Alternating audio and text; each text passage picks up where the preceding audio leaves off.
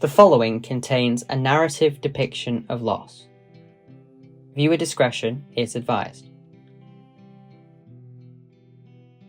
To Will Life Away, a River's End story. Narrated by Ben.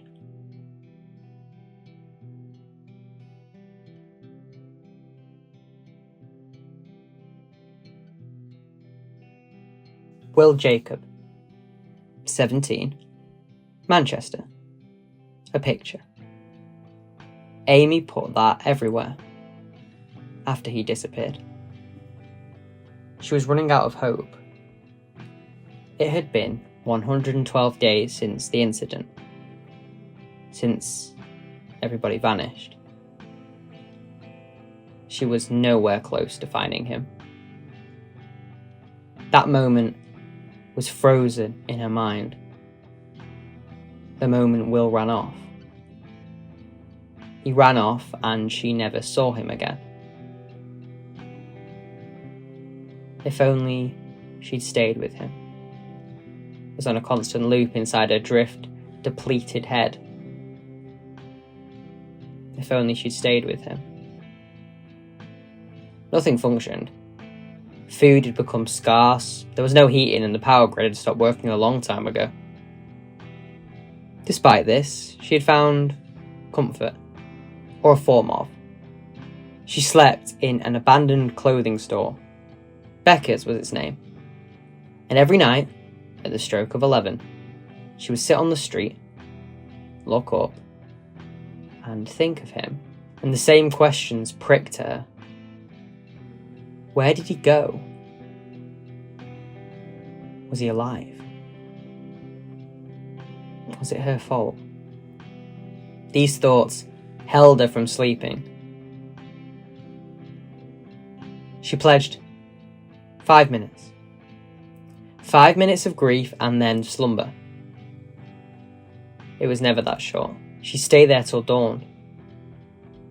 Drinking, thinking, afraid. It was common for her legs to violently tremble, her breath to reach an unforeseen haste and her frail muscles to thin. It didn't stop. It never did. Will was Amy's best friend, her soulmate. Even the strongest, and she was the strongest, was going to struggle giving that up.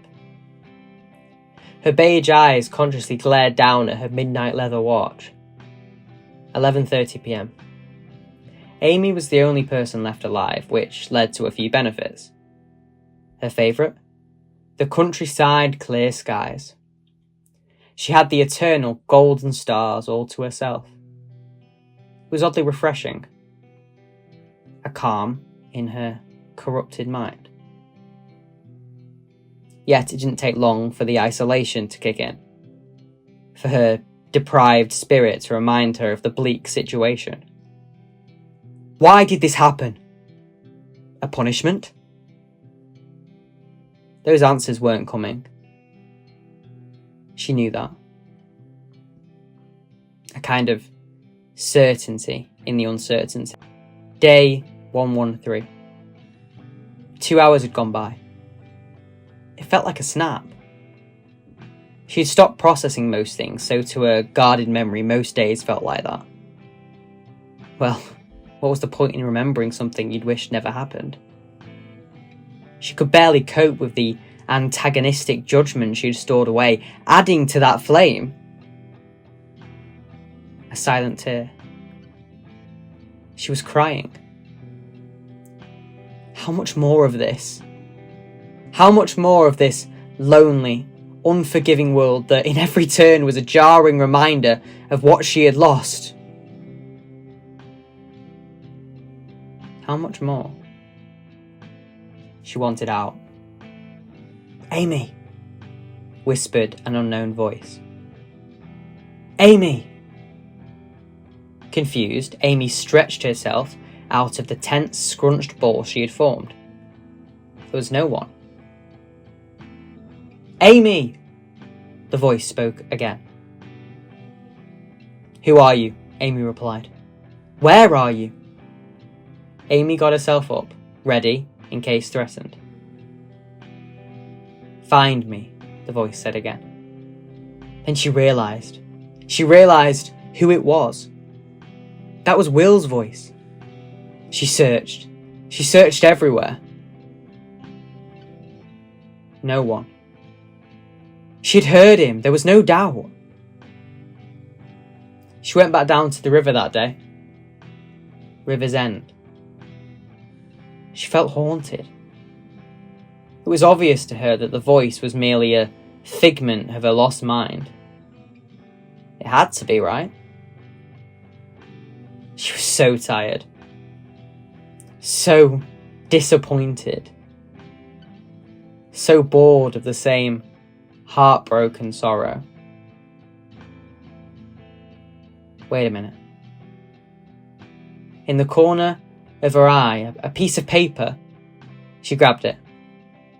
The top line? Amy. She had no idea how it had got there. But it was from him. I won't say what it said. I don't need to. All that matters was to Amy, it was everything. It lit her up.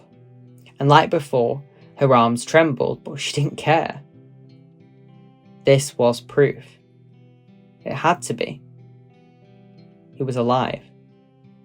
And she was going to find him. Okay, I'll be nice. I'll give you the last line. Never give up. I'm waiting for you. And she wasn't. From then on, she wasn't going to wish her life away. The end.